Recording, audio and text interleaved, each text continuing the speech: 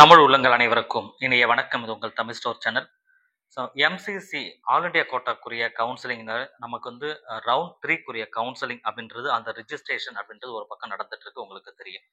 இந்த நேரத்தில் எம்சிசிலேருந்து மிக முக்கியமான அப்டேட் ஒன்றும் நமக்கு கொடுத்துருக்காங்க. ஸோ என்ன அப்படின்னா, ஃபர்ஸ்ட் வந்து ரீசெட் ரிஜிஸ்ட்ரேஷன் அப்படின்ற ஒரு ப்ராசஸ்.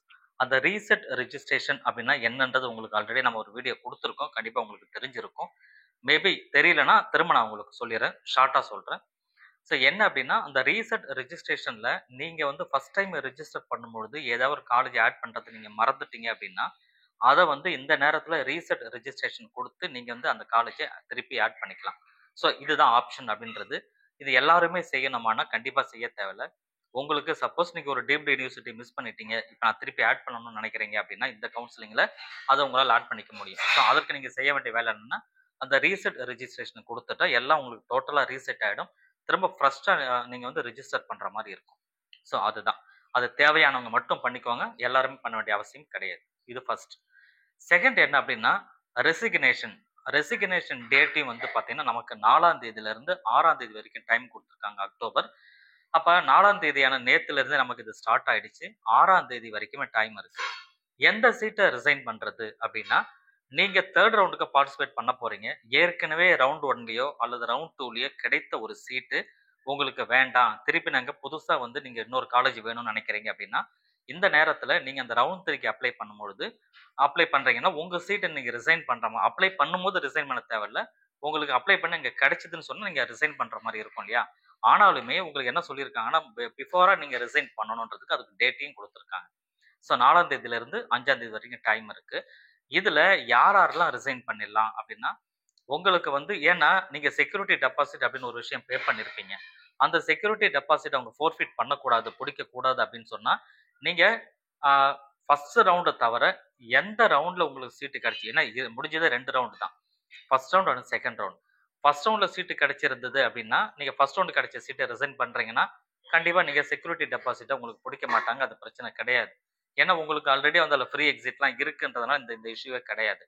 ஆனால் செகண்ட் ரவுண்டில் எந்த வகையில் உங்களுக்கு சீட்டு கிடைச்சாலுமே, அதாவது அந்த எந்த வகையிலுமே அப்படின்னா, உங்களுக்கு 2 வகையாக செகண்ட் ரவுண்டில் சீட்டு கிடைச்சிருக்க வாய்ப்பு இருக்குது. ஒன்று, ஃப்ரெஷ்ஷாக ரிஜிஸ்டர் பண்ணி ஃபர்ஸ்ட் ரவுண்டில் நீங்கள் வந்து பார்ட்டிசிபேட் பண்ணியிருப்பீங்க, ஆனால் சீட்டு கிடைச்சிருக்காது. செகண்ட் ரவுண்டில் பார்ட்டிசிபேட் பண்ணியிருப்பீங்க, சீட்டு கிடைச்சிருக்கும். இது வந்து பார்த்தீங்கன்னா fresh registration for second round. அப்போ செகண்ட் ரவுண்டில் ஃப்ரெஷ் ரிஜிஸ்டர் பண்ண மாணவர்கள் நீங்கள் தேர்ட் ரவுண்டுக்கு வரீங்கன்னும் போது உங்கள் சீட்டை ரிசைன் பண்ணுறீங்க அப்படின்ற பட்சத்தில் உங்களோட செக்யூரிட்டி டெபாசிட் ஃபோர்ஃபிட் பண்ணிவிடுவாங்க. ஒன்று. இன்னொரு கேட்டகரி யார் அப்படின்னா, செகண்ட் ரவுண்டில், அதாவது ஃபர்ஸ்ட் ரவுண்ட் வந்து செகண்ட் ரவுண்டுக்கு அப்கிரேட் பண்ணியிருப்பாங்க. அதாவது அடுத்த காலேஜ் வேணும், புது காலேஜ் வேணும்னு சொல்லிட்டு உங்கள் சீட்டை நீங்கள் அப்கிரேட் பண்ணியிருப்பீங்க இல்லையா செகண்ட் ரவுண்டுக்கு, அதாவது ரீஅலாட்மெண்ட் அப்படின்னு நம்ம சொல்லுவோம். அந்த ரீஅலாட்மெண்ட் யாராவது பண்ணி அப்கிரேட் பண்ணியிருக்கீங்க, அப்கிரேட் பண்ணதுனால உங்களுக்கு செகண்ட் ரவுண்டில் சீட்டு கிடைச்சிருக்கு, இப்போ அந்த சீட்டை நீங்கள் ரிசைன் பண்ணுறீங்க அப்படின்னாலுமே உங்களுக்கு செக்யூரிட்டி டெபாசிட்டை ஃபோர்ஃபிட் பண்ணுறாங்க.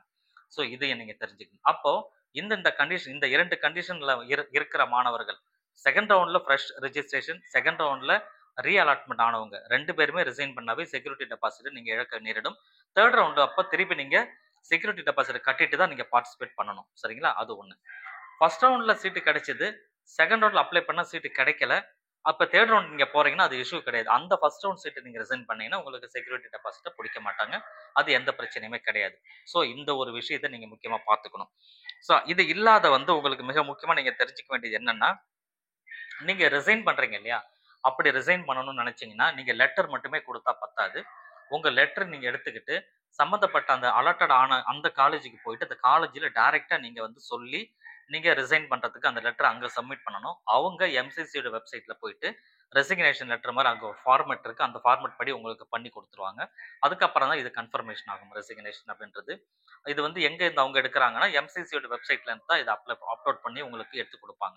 ஸோ இதை நீங்கள் ஃபாலோ பண்ணிங்க, ரெசிக்னேஷன் வேணும் அப்படின்னு நினைக்கிற மாணவர்கள் மட்டும், சரிங்களா? இந்த விஷயங்கள் இப்போ நான் சொல்கிற விஷயங்கள் 2 விஷயம் சொல்லியிருக்கேன். ரீசெட் ரெஜிஸ்ட்ரேஷன் அப்படின்றது நமக்கு ஓப்பன் ஆகிடுச்சு, அதை நீங்கள் பார்த்துக்க போகிறீங்க. இது கவுன்சிலிங்கில் பார்ட்டிசிபேட் பண்ணுறவங்களுக்கு. அதே கவுன்சிலிங்கில் தேர்ட் ரவுண்டில் நீங்கள் பார்ட்டிசிபேட் பண்ண போகிறீங்க, ஆனால் பழைய சீட்டை ரிசைன் பண்ணக்கூடிய நிலையில் இருந்தீங்கன்னா வருகின்ற 6ஆம் தேதிக்குள்ளே நீங்கள் ரிசைன் பண்ணணும். இதுதான் லாஸ்ட் டேட்டு.